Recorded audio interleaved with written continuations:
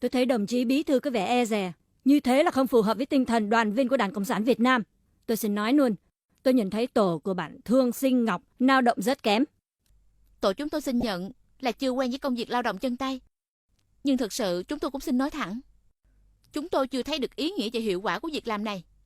Tại sao một thành phố đang sạch đẹp như vậy mà lại đào lề đường lên để mà trồng khoai mì khoai lang? Như vậy có đúng không? Lao động kiểu phong trào nghiệp dư như vậy, liệu có thực sự làm ra khoai ra củ gì không? Năm 1979, một thuyền nhân tên Lâm Phát Sang cho biết chính quyền đã bắt anh đi lao động trong 30 ngày vì từng là phiên dịch cho quân đội Hoa Kỳ. Anh trốn thoát sau 9 ngày lao động vì lo sợ bị chết đói khi hàng ngày chỉ được ăn một tô cháo trong 8 tiếng đồng hồ trồng khoai lang và lúa.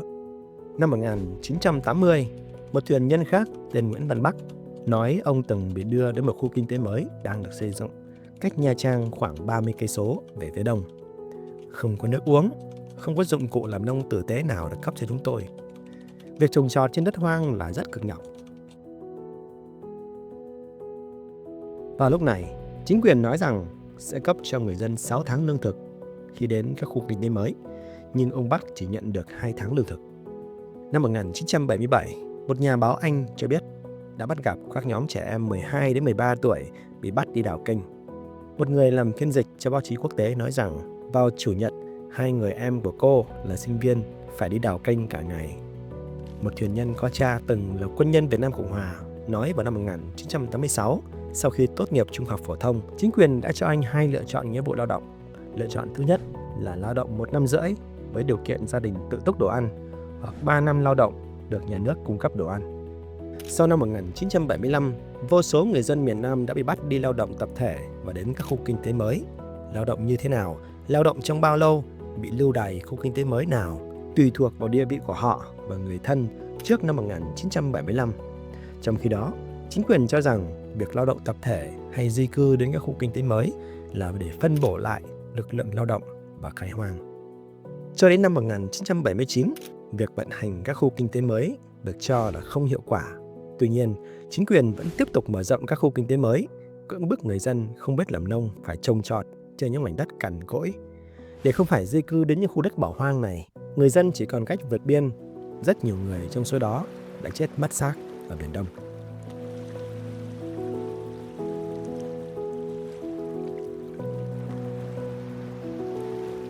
Lao động tập thể và các khu kinh tế mới bắt đầu từ khi nào?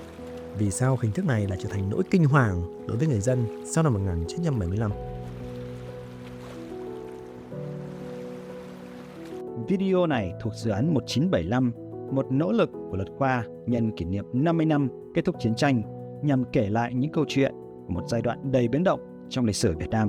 Dự án bao gồm các bài viết tái hiện bối cảnh năm 1975, loạt phân tích chuyên sâu về Việt Nam Cộng Hòa, cùng những video lý giải các câu hỏi còn nhiều tranh cãi xoay quanh chủ đề này. Trong bối cảnh một phần lịch sử vẫn còn bị che mờ, chúng tôi tin rằng việc ghi chép và nghiên cứu một cách độc lập là điều cần thiết để sự thật được soi dọi từ nhiều góc nhìn khác nhau. Nếu bạn cũng tin vào điều đó, hãy theo dõi và ủng hộ dự án 1975. Sự đồng hành của bạn sẽ góp phần hình thành một cộng đồng những người cùng nhau làm sáng tỏ quá khứ.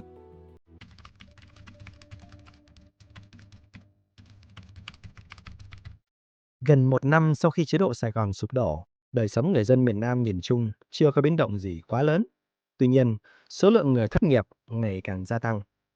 Đầu năm 1976, đã có 3 triệu người thất nghiệp ở miền Nam, tương đương với 1/3 lực lượng lao động. Để giảm bớt áp lực dân số cho Sài Gòn, khoảng 210.000 người đã được đưa đến các khu lao động ở Long Khánh, Bình Dương, Bến Tre và nhiều nơi khác. Vào tháng 3 năm 1976, bà Nguyễn Thị Bình, lãnh đạo chính phủ cách mạng lâm thời Cộng hòa miền Nam Việt Nam, cho biết miền Nam muốn Mỹ và quốc tế tiếp tục viện trợ để cứu lấy nền kinh tế. Chính quyền miền Nam lúc này xác định kinh tế miền Nam sẽ có hơi hướng tư nhân hơn miền Bắc. Miền Nam sẽ cho phép kinh tế tư nhân và kinh tế cá thể hoạt động.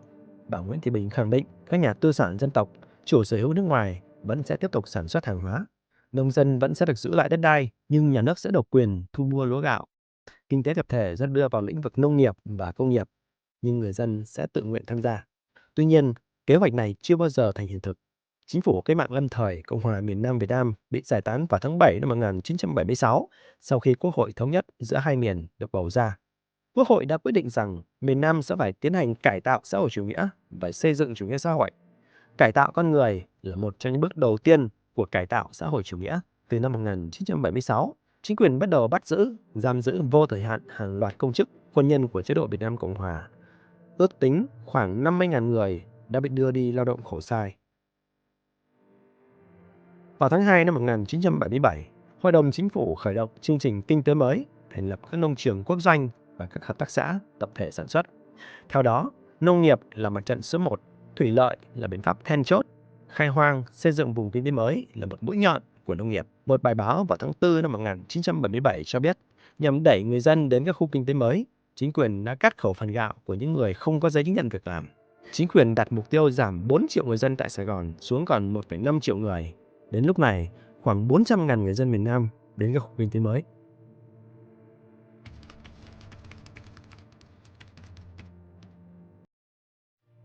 Chính quyền cho rằng việc lao động tập thể và di dân đến các khu kinh tế mới là nhằm mục đích khai hoang và phân bố lại lực lượng lao động. Tờ Washington Post dẫn lời Mai Lương, Phó Giám đốc Vụ Hợp tác Quốc tế của Bộ Nông nghiệp, nói rằng từ năm 1976, chính quyền đã bắt đầu kế hoạch di rời 1,8 triệu dân không có việc làm đến các nơi chưa có dân cư nhằm mục đích khai hoang.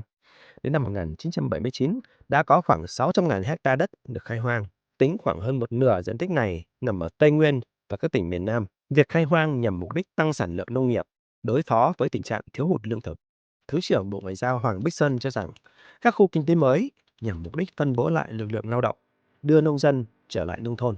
Tuy nhiên, vào lúc này, Mỹ và Liên Hợp Quốc cho biết rất nhiều thuyền nhân cho rằng họ phải rời bỏ đất nước vì sợ bị đưa đến các khu kinh tế mới, trong đó có những quân nhân của chế độ cũ và người Hoa. Một cựu quân nhân cho biết chính quyền thả ông ra khỏi trại cải tạo sau 4 năm giam giữ với điều kiện là phải sống ở khu kinh tế mới. Một khu kinh tế mới gần Sài Gòn mang tên Lê Minh Xuân được thiết kế cho 10.000 người đến sinh sống nhằm cải tạo 6.500 ha đất mặn và đất phèn.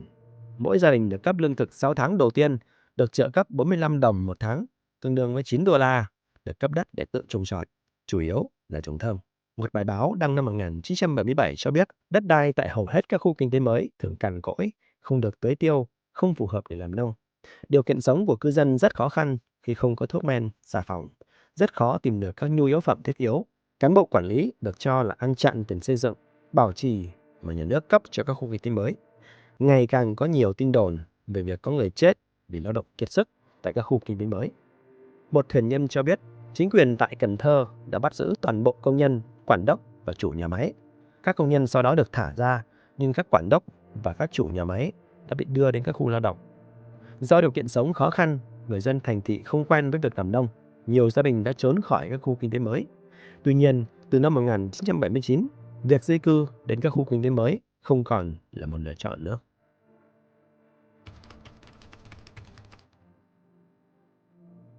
Tháng 8 năm 1979, tờ Washington Post cho biết chính quyền Việt Nam đã đẩy người Hoa đến các khu kinh tế mới sau khi tịch thu tài sản của họ vào tháng 3 năm 1978. Chính quyền Việt Nam được cho là sử dụng nhiều hình thức khác nhau đối với người Hoa, như đuổi việc họ khỏi cơ quan nhà nước, yêu cầu họ phải xin nhiều loại giấy phép kinh doanh, đóng cửa trường học của người Hoa, không cho con em người Hoa nhập học. Một nhà ngoại giao nói với tờ The Washington Post rằng các khu kinh tế mới vào lúc này sẽ được chính quyền sử dụng để đày đọa những người bất đồng với chính quyền. Hai thuyền nhân cho biết chính quyền đã yêu cầu họ lao động dài hạn trong các khu kinh tế mới, dựa vào cấp bậc của họ trong quân lực Việt Nam Cộng Hòa. Các nhà ngoại giao nói rằng những khu kinh tế mới với điều kiện khắc nghiệt đến nỗi không ai muốn sống ở đó đã được dành cho một số gia đình cựu quân nhân, công chức của chế độ cũ. Từ năm 1976 đến năm 1980 đã có 1,4 triệu người dân cả nước bị đưa đến các khu kinh tế mới. Năm 1981, một bài báo cho biết kế hoạch đẩy người dân đến các vùng kinh tế mới nhằm giảm dân số của Sài Gòn đã thất bại. Nhiều người dân đã quay trở lại và sống lang thang ở thành thị.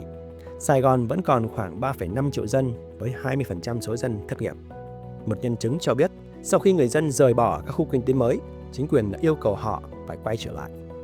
Nhà nghiên cứu Lâm Văn Bé cho rằng ngoài mục đích khai hoang thì các khu kinh tế mới còn nhằm phân tán thành phần dân cư tại Sài Gòn và các khu đô thị lớn, vốn là nơi cư ngụ của những người dân thuộc chế độ cũ và có thể chống đối chế độ mới. Ông cho biết chính quyền vốn là nơi cư ngụ của những người thân thuộc với chế độ cũ và có thể chống đối chế độ mới. Ông cho biết chính quyền sử dụng nhiều biện pháp để ép người dân đến các khu kinh tế mới như thu hồi sổ hộ khẩu, rút thẻ mua gạo và nhu yếu phẩm, không cho trẻ em nhập học, dùng công an để khủng bố tinh thần.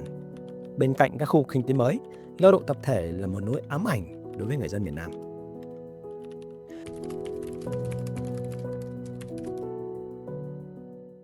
Hãng tin Coplay dẫn lời một thuyền nhân tên Lê Văn Hai ở Vĩnh Long cho biết trong 3 năm từ năm 1975 đến năm 1978, ông bị bắt đi lao động tập thể 6 lần. Chúng tôi làm việc từ 6 giờ sáng đến 6 giờ tối trong 15 ngày liên tiếp, không có ngày nghỉ, không được trả công, phải ngủ ngoài trời mà phải tự mang theo đồ ăn. Ông Hai nói, ông cho biết khi ấy mỗi xã phải cử từ 400 đến 500 người đi đào kênh. Nữ độc thân và nam giới từ 17 đến 45 tuổi sẽ được chọn để đi lao động. Trẻ em 12-13 tuổi cũng phải đi đào kênh. Cán bộ giải thích rằng mỗi tuần, mỗi trẻ em phải lao động nửa ngày để chuẩn bị cho cuộc sống ở tương lai. Sinh viên có thể phải dành cả ngày Chủ nhật để lao động. Trong những năm 80, con em của quân nhân chế độ cũ cho biết chính quyền đã bắt họ đi nghĩa vụ lao động sau khi tốt nghiệp trung học phổ thông. Một người có cha là binh nhì thời Việt Nam Cộng Hòa nói rằng anh đã chọn lao động 1 năm rưỡi với điều kiện gia đình tự túc, đồ ăn, thay vì 3 năm nếu gia đình nuôi cơm. Nhưng cuối cùng, anh phải lao động đến 2 năm 3 tháng thì mới được trở về nhà. Lý do là thời hạn lao động không được tính bằng thời gian, mà được tính bằng khối lượng công việc phải hoàn thành. Không người bình thường nào có thể hoàn thành khối lượng công việc được giao như đào 6 mét khối đất mỗi ngày, mà không phải lúc nào đất cũng khô, hoặc phải phát hoang rừng, nhổ sạch rễ cây già cỗi để cắm sâu vào lòng đất. Một bài báo cho biết chính quyền đã đặt ra quy tắc 50% đối với hầu hết các xã. Chỉ 50% thanh niên được phép ở lại các xã, số còn lại sẽ phải đi lính, đi lao động trong các đội xây dựng hoặc đi các khu kinh tế mới. Năm 1981, tờ The Economist cho biết mô hình khu kinh tế mới theo kiểu Liên Xô của Việt Nam đã thất bại. Sản lượng nông nghiệp không đủ để nuôi sống người dân trong nước. Việt Nam là một trong 6 nước nghèo nhất thế giới. Một năm sau, cán bộ phụ trách báo chí quốc tế tại thành phố Hồ Chí Minh nói với phóng viên AP rằng trong năm 1975 và năm 1976, chính quyền đã phạm phải những sai lầm khi vội vã đưa người dân đến các khu kinh tế mới chưa được chuẩn bị sẵn sàng.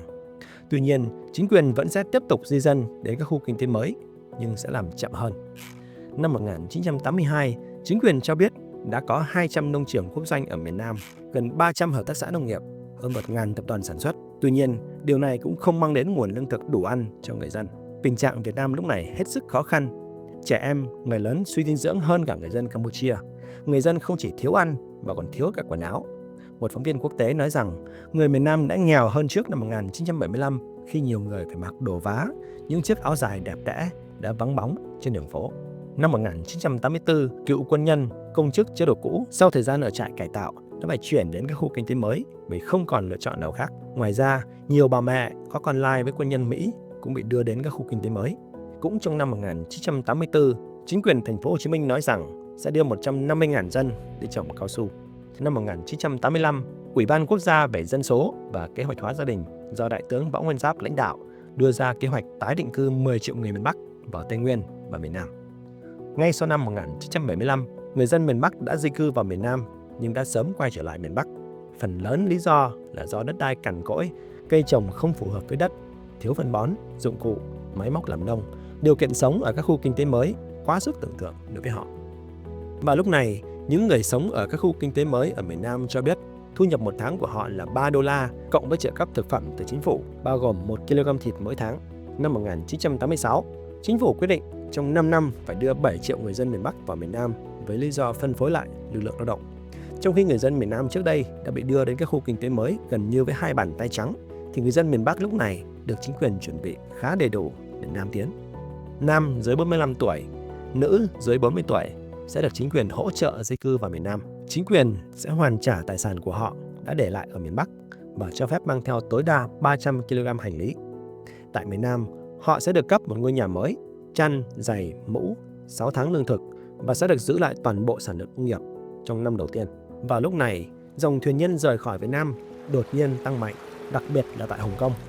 Một bài báo của tờ The Age cho biết số thuyền nhân của Hồng Kông đã tăng đến 87% vào năm 1986, tiếp tục tăng thêm 20% nữa vào năm 1987. Số thuyền nhân là người miền Bắc lúc này chiếm đến 70%. Một số thuyền nhân nói rằng họ vượt biên để tránh bị đưa đến các khu kinh tế mới. Một số nghiên cứu ước tính rằng có hơn một nửa số người di dân đến các khu kinh tế mới đã không thể trụ lại. Họ đã quay trở lại quê nhà hoặc đi tìm nơi sinh sống khác.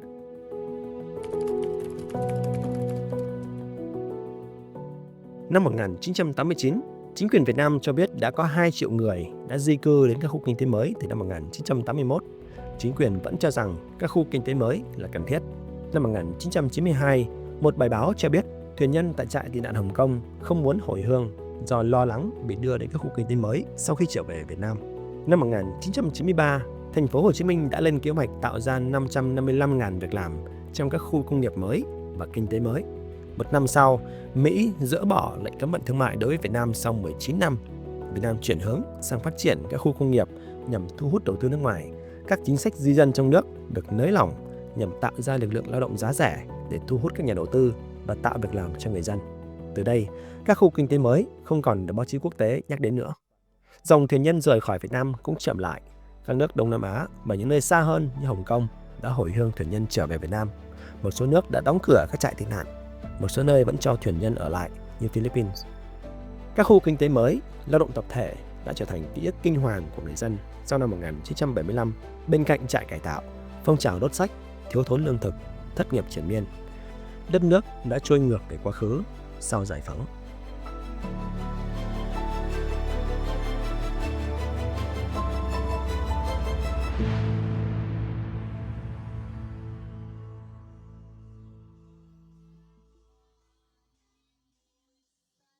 Cảm ơn bạn đã xem video. Nếu bạn thấy dự án có ý nghĩa, bạn có thể đồng hành cùng chúng tôi bằng cách ủng hộ Quỹ Nghiên cứu Việt Nam Cộng Hòa, một quỹ độc lập được gây dựng từ chính các khoản đóng góp của quý độc giả trong nhiều năm qua. Nhờ đó, chúng tôi có thể chi trả nhuận bút, hỗ trợ sản xuất và tiếp tục tư liệu hóa những câu chuyện chưa bao giờ được kể. Xin chào và hẹn gặp lại.